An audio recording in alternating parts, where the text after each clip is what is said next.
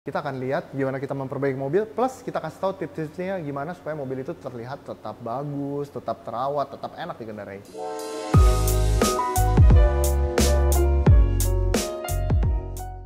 Halo semuanya, selamat datang di Hobi Mobil TV, masih bersama saya Ricky. Hari ini kita mau lihat perbaikan kita bersama Godam, bantuin ya ntar ngomong ya, karena gue sendirian dulu nih. Kita akan lihat gimana kita memperbaiki mobil, plus kita kasih tahu tips-tipsnya gimana supaya mobil itu terlihat tetap bagus, tetap terawat, tetap enak dikendarai. Ayo!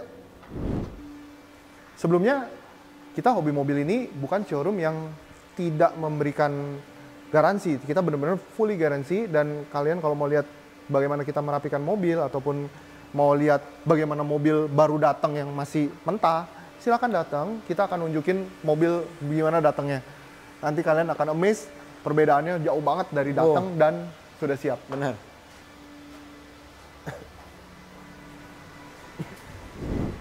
Nah, ini namanya pre-delivery center, di mana mobil-mobil ini sebelum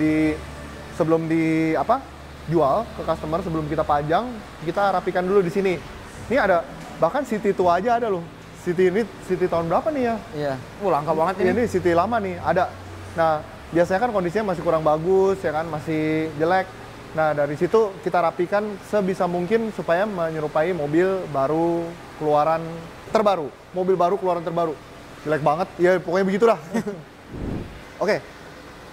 Cara merawat mesin yang pertama ya. Nih cara merawat mobil. Mesinnya. Mesin itu adalah organ vital mobil, ya kan. Kalau mobil itu nggak ada mesinnya, jalannya pakai apa ya?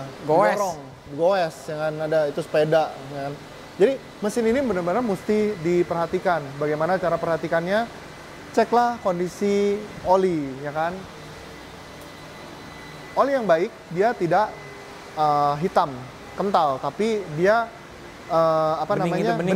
bening dan kecoklatan. Ya. Nah, itulah contoh oli yang baik, bukan yang kayak tanah atau coklat kusam. Iya, gitu. Nah, jadi mesin itu butuh oli untuk melumasi kinerja piston dan lainnya. Nah, oli ini Anda mesti ganti setiap 5.000 km, atau bahkan kalau saya bilang bagi Anda yang jalannya dikit cuman tiap hari kena macet, itu mesti kurang dari 5.000 km. Saya nggak menyarankan 10.000 km karena 10.000 km terlalu jauh. Ya. Jadi nomor satu tips dari saya, periksalah oli setiap saat Anda membersihkan ruang mesin, jadi Anda tahu kondisi oli Anda dan cek olinya kapan mesti diganti. Oke, itu tips nomor satu. Nah, di sini ada Agya 1200 TRD, warna merah menyala, merah merona, cocok untuk anak muda berdansa ya. Jadi tips kedua saya adalah mengenai ban, ya kan. Ban itu Anda mesti benar-benar sering cek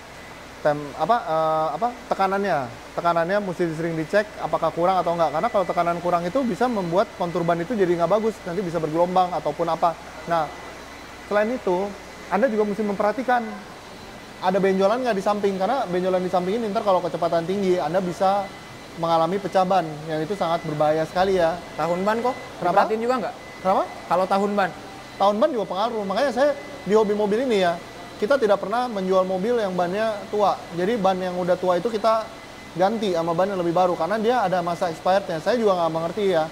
Kadang ada orang yang mau bannya masih orisinil dari belinya tahun berapa? 2012, itu pasti bahaya bannya.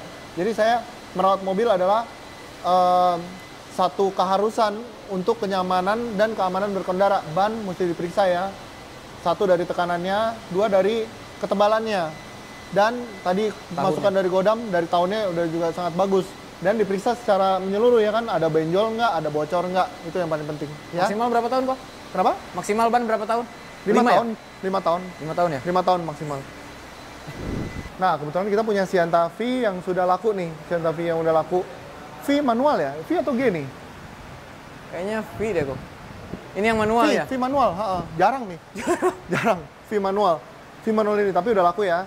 Nih, kalian di mobil jangan menyepelekan interior bekas makanan ataupun bekas kotoran-kotoran, itu akan menimbulkan serangga masuk, ya kan. Makanan buat serangga ya, ibaratnya kalau serpian-serpian itu membuat mobil ini dimasuki serangga. Apalagi yang banyak yang parkir outdoor ya, yang parkir di pekarangan ataupun di parkiran yang rame-rame itu apa namanya? Kalau di perumahan ada parkiran yang buat rame-rame, kayak lahan gitu kan? Iya. Nah, itu pasti banyak binatang-binatang serangga yang mungkin karena bawahnya juga masih belum diaspal atau apa. Nah, itu kalau serangga udah masuk seperti kecoa segala macam itu beneran bersihnya susah. Karena walaupun kita udah cabut dalamnya, karpetnya dan segala macamnya, telurnya masih bersarang di situ. Jadi kita bersihin ada lagi, bersihin ada lagi. Bertelur berarti kok. Bertelur, jadi rumah ya kan. Nah, kalau udah kayak gitu kan susah ya kita juga sering dapat kayak gitu, butuh waktu 2 minggu loh kita ngilangin. Karena waktu kita bersihin ada lagi, kita bersihin ada lagi. Ternyata ya. telurnya banyak. Ternyata telurnya banyak ya. Jadi kebersihan interior adalah tips ketiga saya untuk mempunyai mobil yang layak pakai, enak, aman, dan nyaman dikendarai. Yuk, kita lihat ada Accord VTIL. Bukan model terbaru, tapi model yang menurut saya lumayan enak nih di bawahnya ya. Dia, pokoknya gue kalau ingat Accord ini ya, ingat kalau dia stand ke kiri, dia ada kameranya di sini nih. Oh, di spionnya. Di sini ada kameranya. Di bawah. Iya. Itu benar-benar apa ya namanya, lucu lah. Gue baru pernah lihat mobil yang kayak gitu. Begitu stand dia ngeliat ada kameranya. Nah, ini yang sering terjadi ya. Kaca ini jangan disepelekan karena kalau kaca itu udah nggak bagus ya, pandangan kita juga jadi apa ya namanya, kayak buram. Kalau malam ngebintang gitu kalau lampunya. Ngebintang. Nah, itu terjadi mungkin jangan sembarangan pakai pembersih kaca anti apalah gitu ya. Iya. Dia bisa sebenarnya kaca ini sendiri dia udah punya apa namanya pelindung. Iya, Gorilla Glass-nya itu ya. Udah ada pelindungnya, tapi ya bersihin aja, jangan diamplas atau di apa, jangan gitu. Karena nanti semakin jamurnya semakin nempel di bagian yang tidak terlindungi itu semakin susah dibetulin. Bener nggak? Betul. Terus kedua, karet wiper. Ini wipernya lagi dicabut sih. Iya. Karet wiper itu jangan dibiarin sampai keras banget. Kalau keras banget dia akan gitu kan. Iya, dia akan ngebaret di kacanya. Kalau udah ngebaret di kacanya, pandangannya juga jadi nggak bagus ya kan.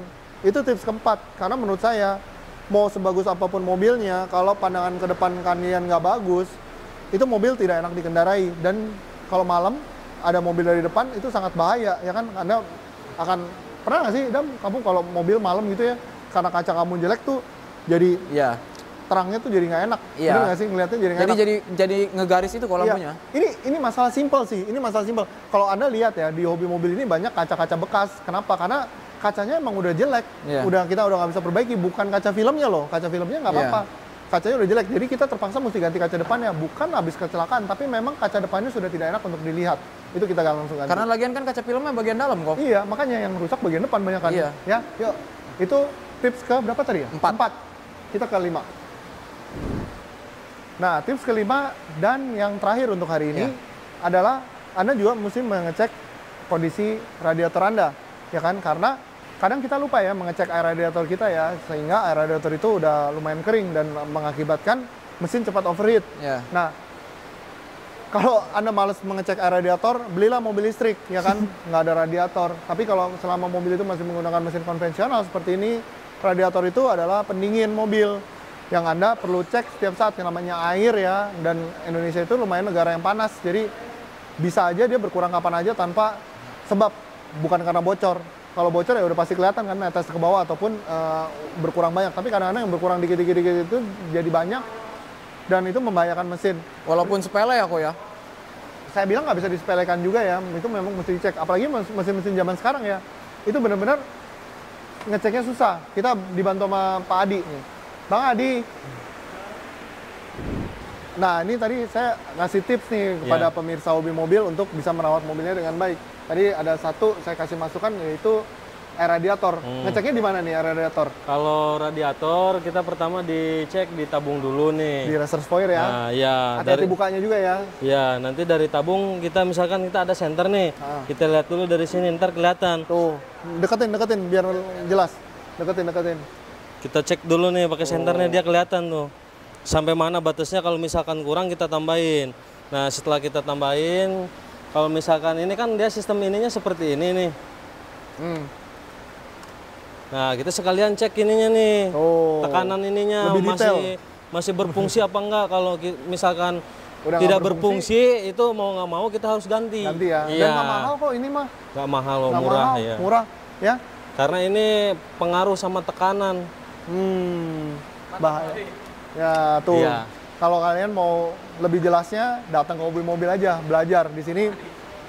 Di sini banyak lah yang yang mengerti cara merawat mobil dengan baik. Tapi tadi 5 tips ini yang Anda benar-benar mesti pahamin supaya Anda mempunyai mobil yang layak pakai, enak dikendarai.